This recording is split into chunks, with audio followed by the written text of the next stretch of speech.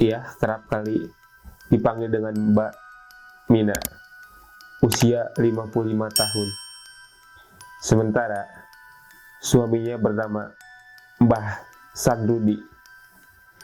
Keduanya merupakan petani yang kehidupannya sangat sederhana. Mbah Minah berasal dari desa Dharma, Keradenan, Kecamatan Aji Barang, Kabupaten Banyumas, Purwokerto.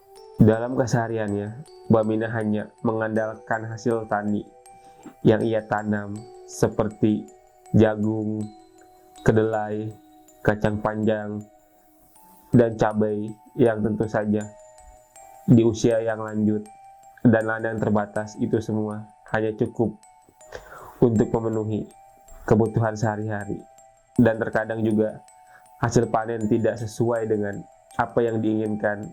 Namun atas semua itu, Mbah Minah masih tetap bersyukur.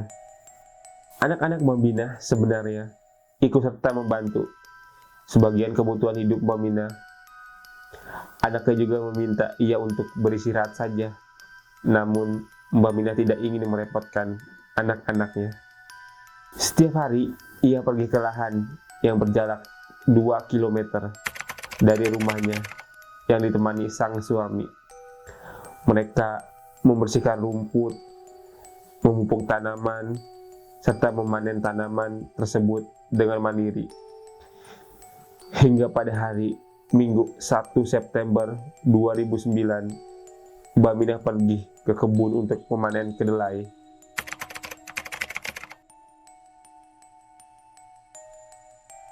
Mbah Minah pun ikut melihat ke arah 3 buah kakao yang sudah matang.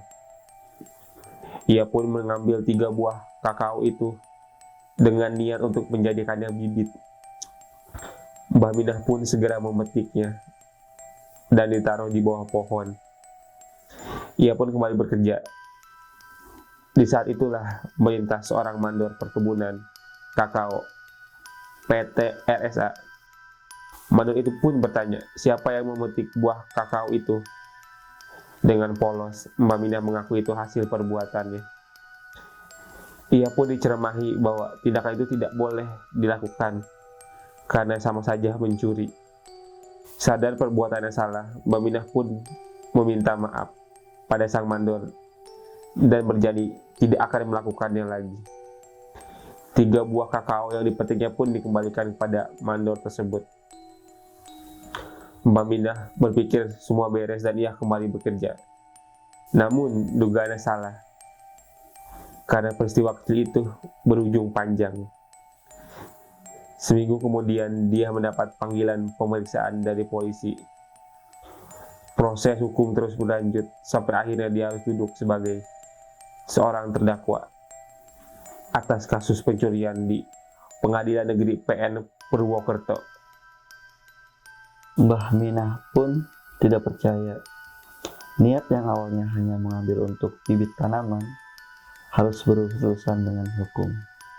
Bingung, itu yang dirasakan oleh Mbah Minah. Mbah Minah pun hanya bisa tetap pergi menuju pengadilan. Kepolisian mencoba melakukan damai dibantu pihak desa.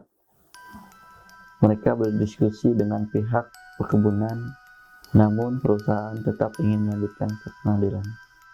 Hakim juga menganjurkan agar kasus ini tidak perlu dibawa meja hijau. Lebih baik mengutamakan hati nurani dan diselesaikan saja dengan musyawarah.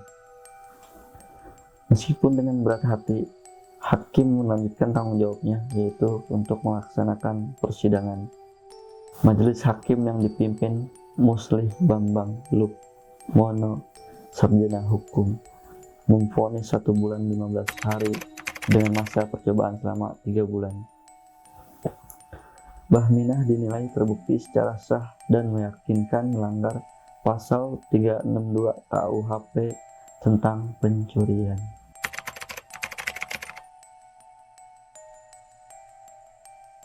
Selama persidangan yang dimulai, Mbah Minah terlihat tegar. Sejumlah kerabat, tetangga, serta aktivis LSM juga menghadiri sidang ini untuk memberikan dukungan moral Suasana persidangan Mbah Minah pun berlangsung penuh keharuan. Majelis hakim juga terlihat agak ragu menjatuhkan hukum. Bahkan Ketua Majelis Hakim Musli Bambang Lukmono SH terlihat bergetar saat membacakan vonis. Vonis hakim 1 bulan 15 hari dengan masa percobaan dalam 3 bulan disambut gembira keluarga, tetangga, dan para aktivis LSM yang mengikuti sidang tersebut. Mereka segera menyalami Mbah Minah karena tidak harus merasakan dinginnya sel tahanan.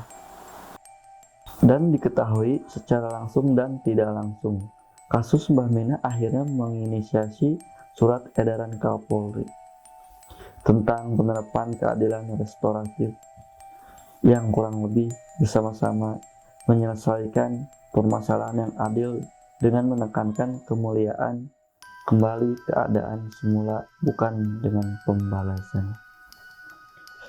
Gede sekali.